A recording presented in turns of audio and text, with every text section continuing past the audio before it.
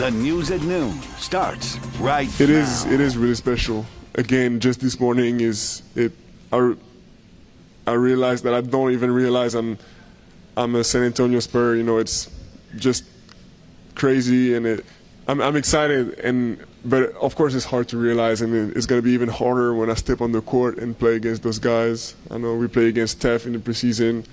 It's going to feel really, really weird. Yeah, but it is true. The new era of Spurs basketball taking a big step today. It is Media Day.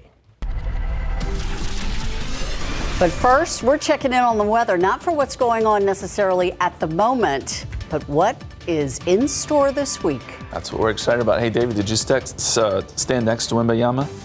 Oh, I just watch him walk by. Okay. I don't need to stand next to him to know I'm very short. Oh, okay. Excited to hear about the Spurs. But yes, we're also excited, as Ursula pointed out, about what's ahead. We have some big changes this week, some good changes, rainfall, some cooler temperatures. It all looks nice. Let's look at the radar first, though, because we do have some activity out there, mainly south of San Antonio, some downpours that'll be working their way north and northwest, probably staying to the west of San Antonio, but we'll watch here in town. There could be some pop-up showers and storms as the day wears on, about a 30% chance of rain. But look what happens when we go forward here. Tuesday, 30%, Wednesday, 40%. Look at Thursday, 70% chance of rain. That's when our front comes through. It's also when the cooler air arrives, and you're going to love the weekend forecast. We're going to talk more about that coming up here in just a couple minutes. Guys. Beautiful. Thank you. What began as a fire outside one home has destroyed two homes. Both of those homes are in the Lakeside neighborhood off of Rigsby Avenue, not far, just outside of Loop 410. Katrina Weber with how this was one battle firefighters say could not be won. With all the water their hoses could handle, San Antonio firefighters couldn't stop these flames from doing their damage. The fire had already broken through the roof of one home when they arrived in the Lakeside neighborhood just after 1 this morning. When a gas line then broke, it added fuel to the fire, spreading it to the home next door in the 5800 block of Lake Bluff. Crews put their efforts into trying to save the properties, being that all the people who lived there had gotten out safely, but it was a battle they couldn't win. This whole thing seemed to take firefighters by surprise. They arrived here expecting there was fire outside one house, but they quickly found out that wasn't the case. They say that idea was based on information they were given originally, but once they were on the scene, the first crews quickly called for backup. Nothing they did, though, could save the homes. That one fire destroyed both of them, and despite their efforts, investigators have zero answers for how it started. Katrina Weber, KSAT12 News. Two people are in the hospital after being shot in front of an Eastside home overnight. It happened around 11 last night in the 200 block of G Street. That's not far from I-10 and Roland Road. San Antonio police say a man and woman were in the front yard with several other people when someone in a dark-colored vehicle drove past and started shooting. The man shot in the head, woman hit in the leg. Both are in the hospital. The man is in critical condition. No official condition is given for the woman. Meantime, one person dead after a major overnight crash on the southeast side. It happened around 9 o'clock last night in the 5900 block of South Flores Street near East South Cross. Police say that a man driving a blue truck pulled out in front of a large white pickup, and when those vehicles crashed, the driver of the blue truck was ejected. He died at the scene. The driver of the white truck not hurt and will not be facing any charges. Homeless encampments getting the sweep this month as part of a new campaign by the city. It's the result of the new city budget. Homeless and outreach encampment cleanups are planned in October, and the city has set a goal of getting 400 people off the street. The budget includes $200,000 for rental and utility assistance. It also allocates funds for an additional 200 encampment cleanups in fiscal year 2024. Meantime, in 2023, solid waste management crews are on track to have cleaned up more than 500 encampments this year. Doing it in drainage ditches, wooded areas, you name it, to wherever there's a homeless encampment, our crews go in there and clean it up.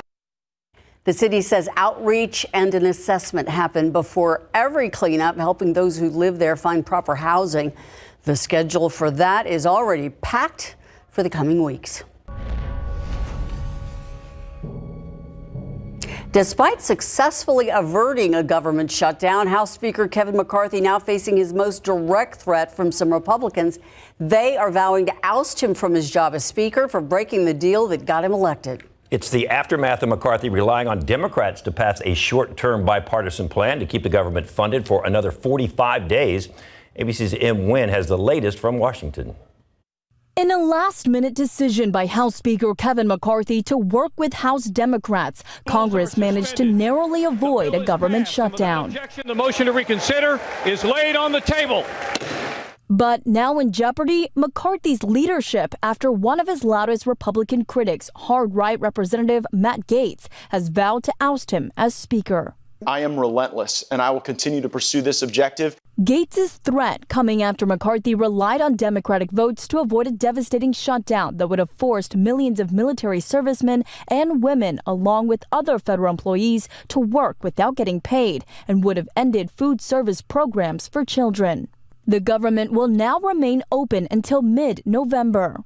The Florida Republican saying he plans to file a motion to vacate, a procedure in which McCarthy agreed to allow any one member to trigger a vote to remove him.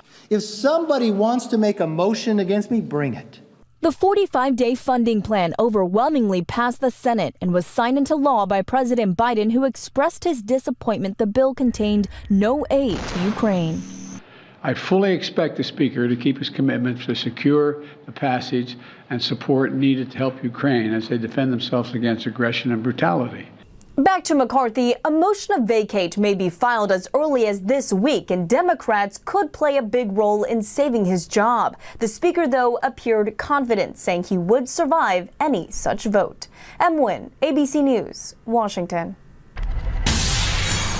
Still coming up, the Spurs opening their training camp today at their old facility. What is expected of this young team this year? We're going to hear from Coach Pop and Wendy. Students reaching for the clouds and beyond to become FAA commercial drone pilots. Coming up next, more about how the students at Somerset High School are doing this and why it's important for them to learn about drones.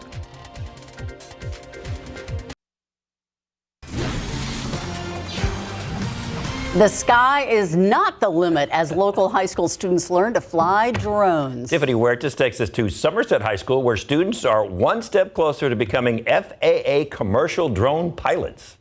I've had an interest in drones, flying them as a little kid. I used to always have like little helicopters and flying around my house. And now 17-year-old Derek Leal is flying drones at school. The Somerset High School junior has been studying drones and the skies. We have enough space to fly the drones 400 feet, and we have to make sure that there are no clouds around to block our vision of the drone. Learning about drones is opening the doors for these students, and Leal is excited about the opportunities. Getting my commercial license to be able to fly for a job and pay for college a little bit. Before students fly the drone outside, they go through a safety checklist. They make sure they have all the equipment, everything from safety glasses to vests. Perfect. Whoa. They have to learn their safety checklists and go through things because the drone could cause damage. It could hurt people if they're not careful, or you could lose a valuable piece of equipment. STEM teacher Mike Cleaver teaches this course. He says it's more than just learning how to fly a drone. They're going to build their own websites. They're going to market themselves. The free program is in partnership with the D. Howard Foundation. And we have 7 drones, DJI Mini 3s and Air 2S. A spokesperson for Somerset ISD says the D. Howard Foundation is funding teacher training, student curriculum, and hardware. Cleaver says the opportunities are endless. They're going to need pilots to deliver packages or search and rescue, which is a big one. By the end of this year, students could earn their commercial drone license, opening pathways to careers. Tiffany Huertas, KSAT12 News. Always fun to watch these kids and the teachers of STEM programs keep up with modern technology and teach them at such a young age how to do this. Well, practical knowledge. Certainly. We use drones here at KSAT. Yeah.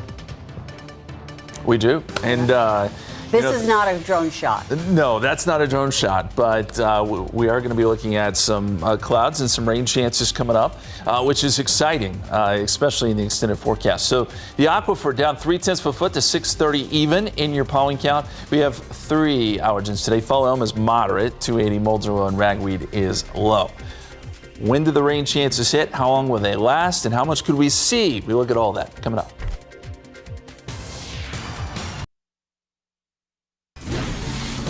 You know me, I really don't like to jump ahead, but today I'm jumping ahead. Yeah. Forget these next 2 days. It sounds as though we really are going to need to pull the sweaters out of the closet this weekend. Well, we're not going to say that just yet. Uh-oh. Oh, we're going to go over to SA Live, well, actually. I'm sorry. See, speaking of moving ahead. We're too excited about this weather change. Exactly. And I was like, what's Justin saying over there? So his mic wasn't on, but okay. The weather is going to feel more like fall, what it should feel like, which makes you think of pumpkins. Yay! Yes, I got it right. Okay, so we want to know, would you rather carve or decorate a pumpkin? What do you say? Oh, I like to decorate the pumpkins. No, carve, because you got. It's so messy. Work with me here. You cut the top off. You cut the top off, and you stick your hand down in the guts, and all that, and then you get the seeds out. And you roast the seeds. I'm with Fiona. Yeah. Oh Thank you. no. Yes, Mike, I'm with you. That's the best part, is getting down there and getting your hands all poopy with all the seeds. And then it kind of rots by Halloween. Yeah, that's what you want to do. And then you put the candle in there, and you get the smell of the burning pumpkin in there on Halloween night, so that's perfect. Anyway, scan that QR code right there, and you can vote. Decorate or carve. Hey! Carve. All right. Thank you, guys. We'll check in with you in just a bit. Now we can talk sweaters. There you go. Now we can talk sweaters. By the way, I'm with you guys, the carving. Sorry. Yeah. Really? That's the way to go. You got to. It's Halloween. Have some slop in there. Yeah, you must. And sweater weather, yeah, you know what? It's almost possible. We didn't think we'd actually get there, but I think by the weekend, depending on your threshold for sweaters, we may just get there. Let's take a look at the radar first, though, because we got to talk about the here and now. We've got some showers south of San Antonio, some good downpours. Not a lot of lightning strikes here. We're not seeing any lightning strikes, but these are the showers that we'll watch. They'll put down some brief heavy rain. So if you're watching us from Pearsall or Dilley, be prepared for some off and on rain in the next couple of hours. Here in San Antonio, we haven't seen much. We've seen a few showers during the morning, but not anything right now, other than maybe a couple of sprinkles there on the southwest side, and then another shower down there in Atascosa County. I think as the afternoon wears on, we'll see a few more showers and storms pop up. Coverage won't be just terribly widespread, but here or there, the sun will pop out, and then maybe another downpour pops up. Right now, we've got rain chances at about 30%. As we look at the cloud cover, quite a bit of it, and this always helps. This helps to keep temperatures down. So as long as we have these clouds around, I think temperatures won't be all that warm today. We've got some cumulus clouds popping up, and you got some high clouds coming through too. So this really does help. 84 right now in San Antonio, 91 in New Braunfels, where there is a little more sun, and that's making a difference. 91 in Gonzales, 89 in Kennedy, 81 right now in Cotulla. In around Bexar County, we've got mid to upper 80s at the moment. We still will probably get into the 90s today. 84 right now, dew point is at 68. It is awful humid out there with east-northeasterly winds at about 5 miles per hour. Our forecast, 92 at 3 o'clock. We're calling for 93, 30% chance of rain, even into the evening hours before our rain chances come down tonight once we lose the daytime heating. And we'll see a pretty good east to southeasterly wind. Here's the setup. Now, the moisture is coming in from the Gulf of Mexico. We've got a lot of it. This is feeding in out ahead of our next storm system, which is starting to gain some strength over parts of Utah and Nevada. This is going to be working its way towards the middle part of the country, and this is what's going to help to push our front through, the front that everyone's talking about. So as we look at the futurecast here by this evening, we'll see showers and storms out across parts of West Texas, likely staying west of us. Tomorrow, pretty similar setup. I think we'll still get some isolated showers and storms, but the bulk of the action will be to our north and northwest. And really, that's the same story on Wednesday, too. Maybe a little more activity here across South Texas, but it's Thursday. That's the day we're watching. Front will be on our doorstep by Thursday morning. We think it pushes through during the day on Thursday, although I'll tell you the models have been kind of backing the timing up on this a little bit, maybe more like Thursday afternoon. Either way, we're going to get some good rainfall totals, I think, here around the area with some good moisture and some cooler weather as well. Right now, I think the bulk of the rainfall will be to our north, but 1 to 2 inches possible around here. Just an estimate at this point. We're still pretty far out, but that's kind of the general idea. And the extended forecast, We'll go 92 Tuesday, 90 on Wednesday, 40% chance of rain Wednesday, and then a 70% chance of rain Thursday. There will be some heavy rain around, I think, with so much moisture in place.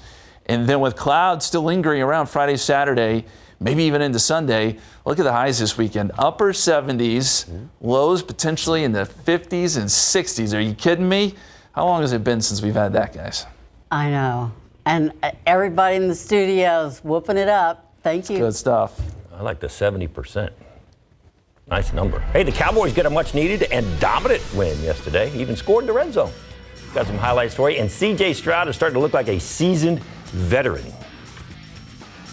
San Antonio Spurs opening training camp this morning with their annual media day. Pictures, interviews, 100 or so credentials given out. And yes, there were about 20 French journalists. 4 are going to be taking up residence here in San Antonio to watch and report on history. The number 1 in the draft, Victor Wembanyama.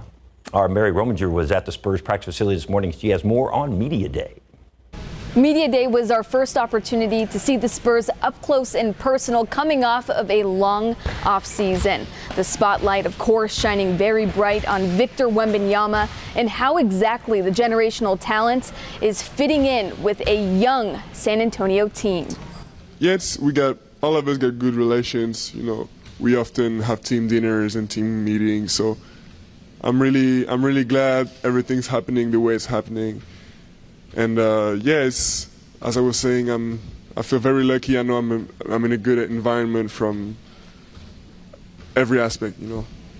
As you well know, even when we were set to compete for championships, we never talked about wins, losses, playoffs. The only statement I ever made was we want to be the best team we can be by playoff time. It was a fun morning getting insight from this team. Now our coverage continues all day long here on KSAT12 at 5, 6, and 10 and on our social medias and KSAT.com. From the Spurs practice facility, Mary Rominger, KSAT12 Sports. Back to you. Football coverage brought to you by Davis Law Firm. A familiar face back at AT&T Stadium yesterday, former Cowboy Ezekiel Elliott, who was kind of an emotional return, especially for Dak Prescott, since Zeke is such a close friend. But forget that, Dallas needed a win over New England yesterday. Game tied at 3. Dak fires and finds CeeDee Lamb at the end zone, 20-yard touchdown. Cowboys up 10-3 after 1. Second quarter, Mac Jones on the run, brought down by Dante Fowler Jr. Ball knocked loose. Leighton Vander Esch right there for the scoop and the score, 11 yards, touchdown. A little trickery, the 2-point conversion. It's a fake extra point. Brian Hanger connects with Chauncey Golston. That's a conversion. 18-3 Cowboys. Under a minute to play. Jones goes right, throws back to his left. Never a good idea. Picked off by Darren Bland, and he's gone. 54 yards, pick 6. Cowboys up 28-3 at half.